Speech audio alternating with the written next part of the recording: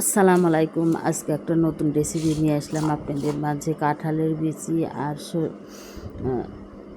সজনে পাতা দিয়ে কাঁঠালের বিচি থেকে নতুন একটা রেসিপি তৈরি করবো। সুন্দর করে ছিলে নিয়ে ছোটো ছোটো করে কিপ করে কেটেছি, পাতাগুলো সুন্দর করে ঝেড়ে নিয়েছি। তারপরে হলো তেল দিয়ে দিলাম 3 টেবিল চামচ, একটা পেঁয়াজ, 4-5টা কাঁচামরিচ দিয়ে 1 টেবিল চামচ দিয়ে দিয়েছি। দিয়ে ভালোভাবে নেড়ে নিয়ে সেই কেটে রাখা কাঁঠাল তো শেষ হয়ে গেছে, কিন্তু কাঁঠালের বিচিতে রয়ে গেছে। সেই জন্য কাঁঠালের বিচি ভালোভাবে পরিষ্কার করে ছোটো ছোটো পিস স্লাইস করে কেটে নিয়েছি।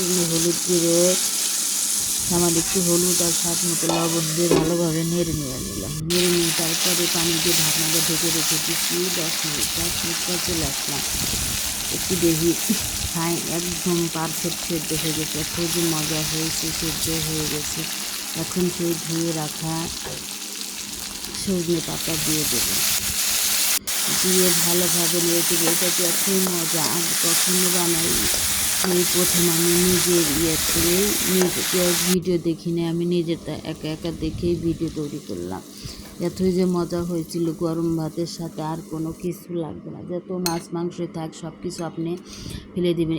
এই ভাজিটা যাকে খাওয়াবেন সে বলবে, আবার রিকোয়েস্ট করবে একবার হলে আমাকে আবার একটু তৈরি করে খান। এতই যে মজা হয়েছিল, আমার আর তর্স হলো না। ওই পাশে নিয়েছি একটা মাছের পিস, আর এই পাশে নিয়েছি ভর্তা দিয়ে আমি ভাজি দিয়েই ভাত খেয়ে শেষ করেছি পেট ভরে।